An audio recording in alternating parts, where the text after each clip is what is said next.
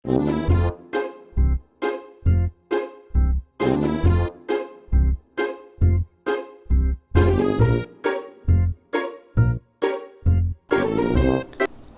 Swastiastu.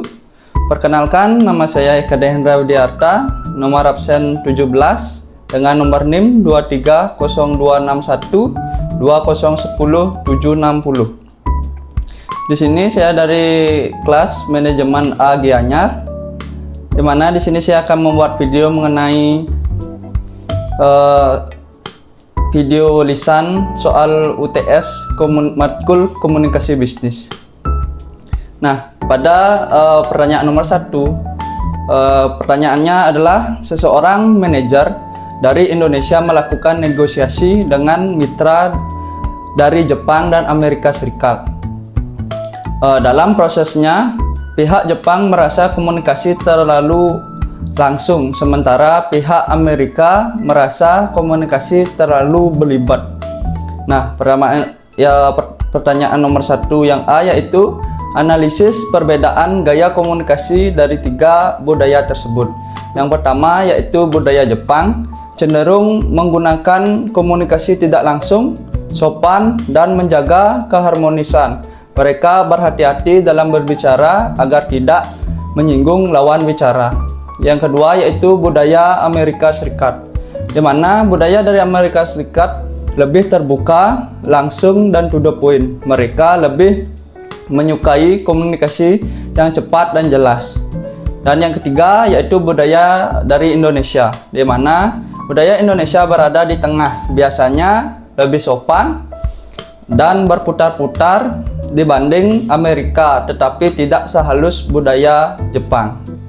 Pertanyaan nomor 1 yang B yaitu evaluasi kesalahan komunikasi yang dilakukan manajer Indonesia. Kesalahan manajer Indonesia adalah tidak menyesuaikan gaya komunikasi dengan budaya lawan bicara saat berbicara dengan pihak Jepang. Komunikasi dianggap terlalu langsung sehingga terasa kurang sopan. Namun, saat berbicara dengan pihak Amerika, penyampaian dianggap terlalu panjang dan tidak efisien.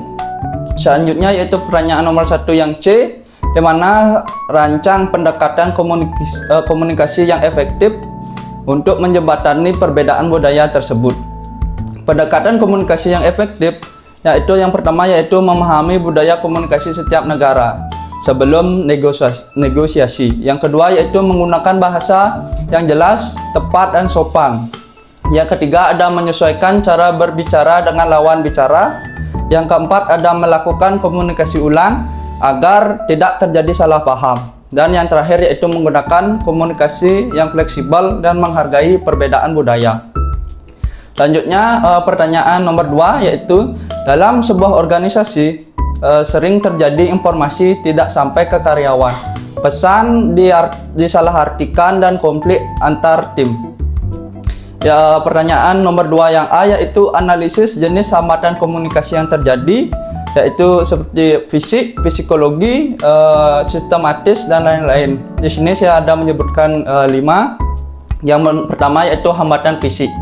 Hambatan fisik ini terjadi karena faktor jarak, gangguan jaringan internet, suara bising, atau media komunikasi yang kurang mendukung sebagai informasi sehingga informasi jadinya tidak tersampaikan dengan baik. Yang kedua yaitu hambatan psikologis, di mana hambatan psikologis disebabkan oleh emosi, rasa tidak percaya, ego, stres kerja, atau konflik pribadi antar karyawan sehingga pesan mudah disalahartikan. Yang ketiga yaitu hambatan sistematis, di mana terjadi karena perbedaan pemahaman terhadap kata istilah atau bahasa yang digunakan sehingga pesan menjadi berbeda. Yang keempat ada hambatan organisasi, di mana hambatan organisasi muncul karena struktur organisasi yang terlalu rumit atau alur komunikasi terlalu panjang sehingga komunikasi terlambat atau berubah saat diteruskan. Nah, yang terakhir yaitu hambatan budaya, di mana terjadi karena perbedaan cara pikir, kebiasaan, dan gaya komunikasi antar individu maupun tim sehingga menimbulkan kesalahpahaman. Selanjutnya pertanyaan nomor 2 yang B, yaitu evaluasi dampak terhadap kinerja organisasi. Nah, dampaknya yaitu ada 5. Yang pertama, informasi menjadi terlambat diterima. Yang kedua, terjadi karena kesalahpahaman antar karyawan. Yang ketiga, yaitu konflik antar tim meningkat. Yang keempat, yaitu produktivitas dan kerjasama menurun. Dan yang kelima, yaitu pengambilan keputusan menjadi tidak efektif. Nah, selanjutnya pertanyaan nomor 2 yang C, yaitu rancang solusi berbasis prinsip komunikasi efektif. Yaitu solusi berbasis komunikasi bisnis yang efektif. Yang pertama yaitu menggunakan bahasa yang jelas dan mudah dipahami. Yang kedua ada memanfaatkan media komunikasi yang tepat. Yang ketiga ada mengadakan evaluasi dan briefing rutin. Yang keempat ada meningkatkan komunikasi 2 arah. Dan yang terakhir yang kelima yaitu membangun budaya kerja yang terbuka dan saling menghargai. Selanjutnya yaitu pertanyaan nomor 3, yaitu sebuah perusahaan startup di Bali menggunakan media sosial dan email untuk berkomunikasi dengan pelanggan internasional. Namun banyak pelanggan mengeluhkan respon lambat, bahasa yang kurang profesional, dan kesalahpahaman budaya. Nah, pertanyaan yang A nomor 3 yaitu analisis masalah komunikasi yang terjadi berdasarkan prinsip dari dasar komunikasi bisnis.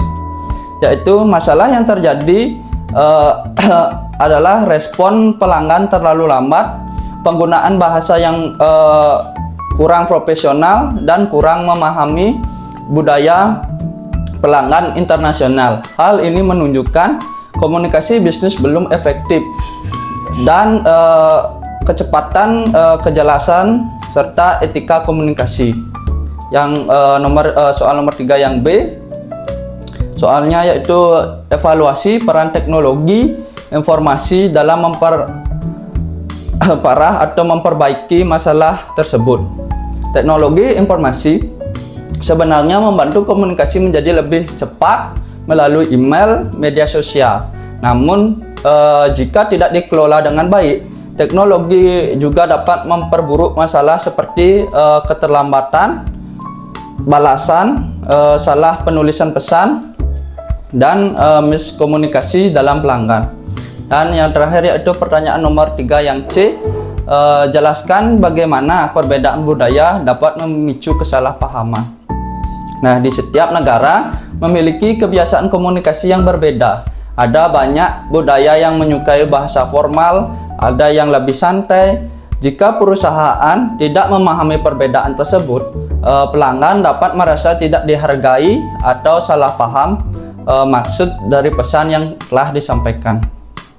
Sekian pemaparan saya mengenai jawaban UTS. Jika ada kesalahan kata atau jawaban yang kurang berkenan, saya mohon maaf. Saya tutup dengan Pramo Santi. Om Santi Santi Santi Om.